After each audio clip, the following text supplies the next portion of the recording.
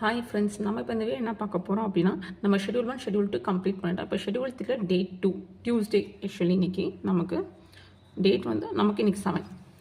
So வந்து நமக்கு வந்து இன்றைக்கி நான் என்ன பண்ண போகிறேன் அப்படின்னா 7th தமிழ் இயல் 2 படிக்க போகிறோம். நேற்று நம்ம இயல் 1 கம்ப்ளீட் பண்ணிட்டோம்.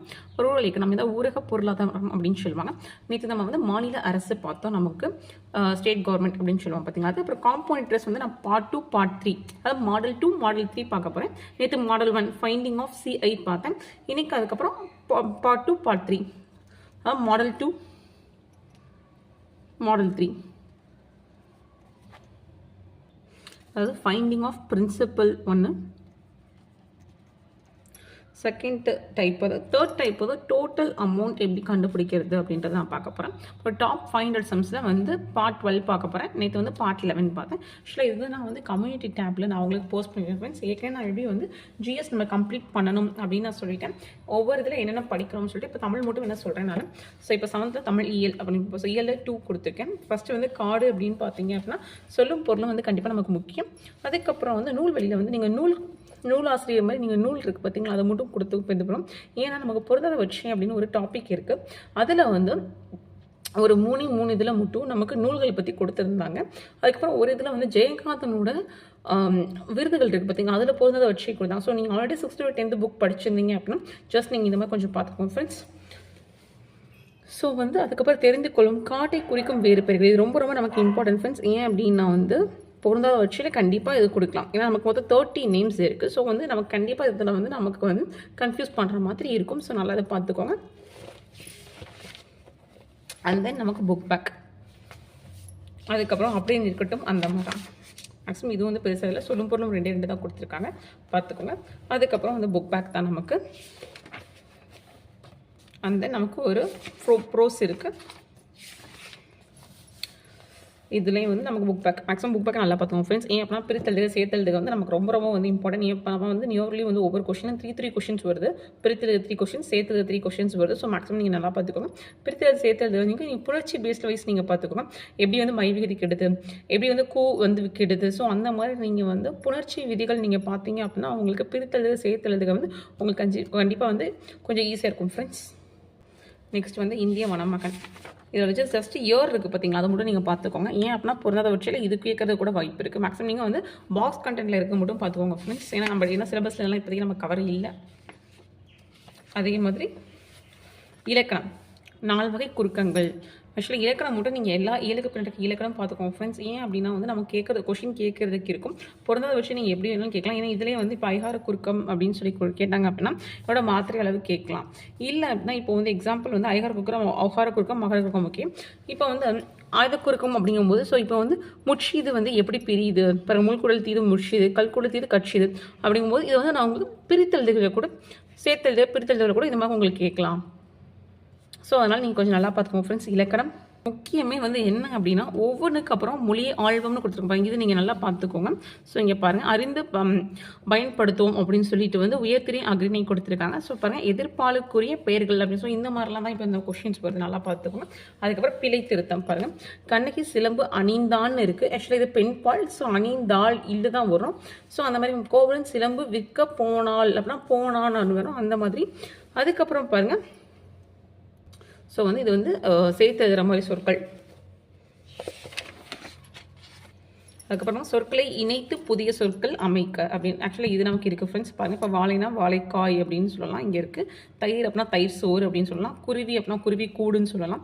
ஸோ இந்த மாதிரி தான் நமக்கு இப்போ கேட்குறாங்க ஃப்ரெண்ட்ஸ். ஸோ நல்லா நீங்கள் பார்த்துக்கோங்க. அண்ட் தென் நமக்கு வந்து கலைச்சொற்கள் வந்து நமக்கு 10 கொஷின்ஸ் கலைச்சொற்களில் மட்டுமே வருது.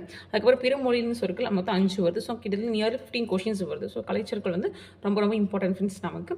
அண்ட் தென் திருக்குறள் வந்து நம்ம நல்லா பார்க்கணும் ஃப்ரெண்ட்ஸ். திருக்குறள் வந்து அந்த கொடுத்துருக்க அதிகாரம் மட்டும் இல்லாமல் புக்கில் இருக்க திருக்குறள் பார்த்துக்கோங்க.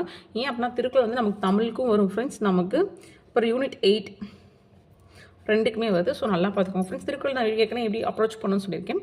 ஒன்று புக் பேக்கில் கொடுத்துருந்தாங்க அப்படின்னா அந்த திருக்குறள் நல்லா பார்த்துக்கோங்க. அதுக்கப்புறம் மனப்பாட பாடல்னு சொல்லி ஸ்டார் போட்டு கொடுத்துருப்பாங்க, அந்த திருக்குறள் நல்லா நீங்கள் பார்த்துக்கோங்க. அதுக்கப்புறம் இவை 3 இவை 4 அப்படின்ற மாதிரி இப்போ டேஷ் கொடுத்து கேட்குறது, அந்த மாதிரி இருக்க திருக்குறளை நல்லா பார்த்துக்கோங்க அப்படின்னு சொல்லியிருப்பேன். ஸோ இப்போ பாருங்கள் எக்ஸாம்பிள், வாய்மை எனப்படுவது அப்படின்னா தீங்கு தராத சொற்கள் பேசுவது. ஸோ அப்படிங்கும்போது நீங்கள் அந்த திருப்ப கண்டிப்பாக பார்த்துக்கணும். வாய்மை எனப்படுவது யாதிலும் யாதொன்றும் தீமை இல்லாத சொல் அப்படின்னு சொல்லிட்டு. ஸோ இந்த மாதிரி நீங்கள் இங்கே கொடுத்துருக்கோம் அப்படின்னா நீங்கள் அங்கே பார்த்துக்கணும். அதே மாதிரி இப்போது இங்கே பிரித்தெழுதுக சேர்த்தெழுதுக கொடுத்துருக்காங்க பார்த்தீங்களா, இதுவுமே இந்த திருக்குறளில் இருக்குது. நீங்கள் பார்த்துக்கிட்டிங்கன்னா சப்போஸ் உங்களுக்கு வந்து அதை திருக்குறள் பற்றி ஏதாவது கேட்டிருந்தாங்க அப்படின்னா உங்களுக்கு தெரிஞ்சிடும் ஃப்ரெண்ட்ஸ்.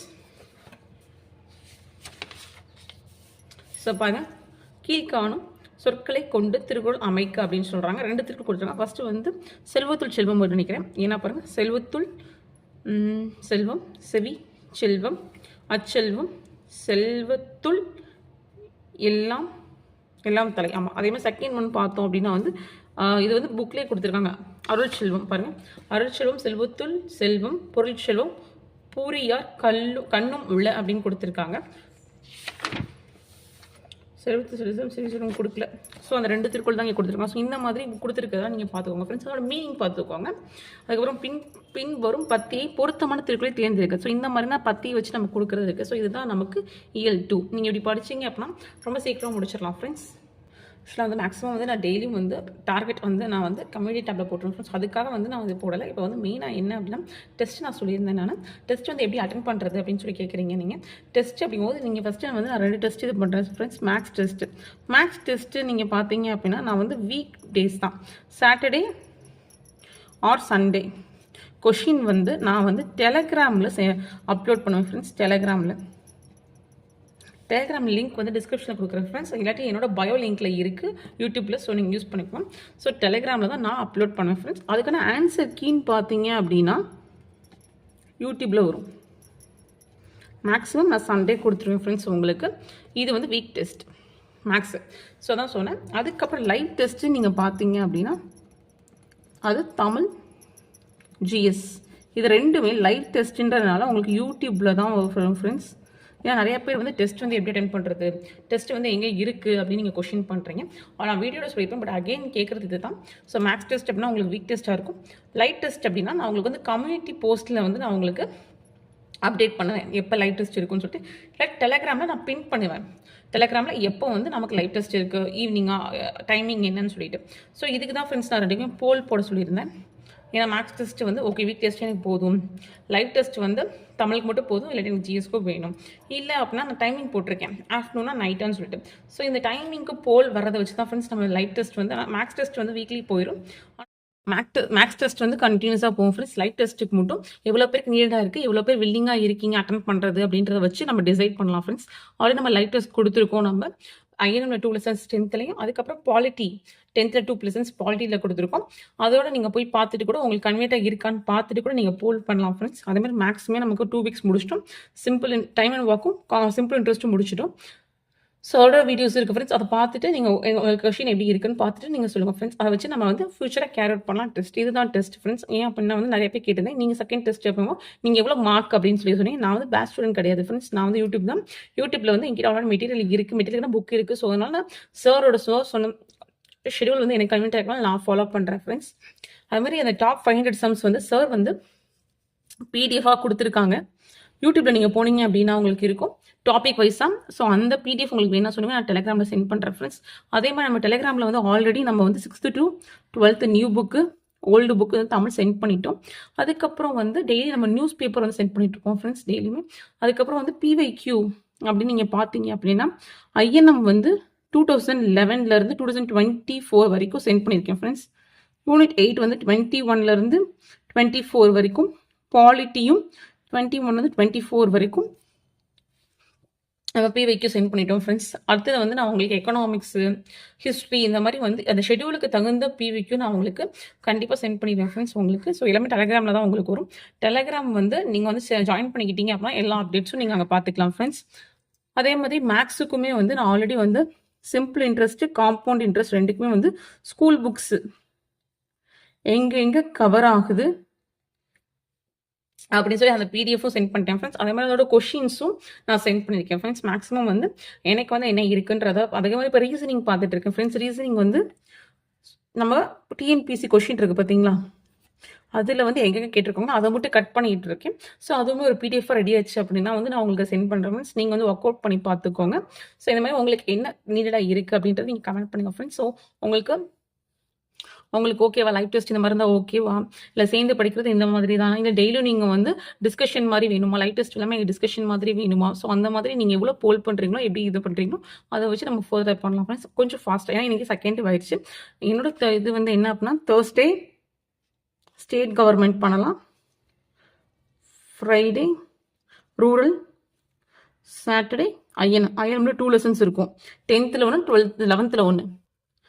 10th பார்த்தோம் அப்படின்னா ஆங்கிலேய ஆட்சிக்கு எதிரான தமிழகத்தின் நிகழ்கால தொடக்ககால கிளர்ச்சின்னு சொல்லுவாங்க. இல்லாட்டி வந்து ஆங்கிலேய ஆட்சிக்கு தொடக்ககால எதிர்ப்புகள்.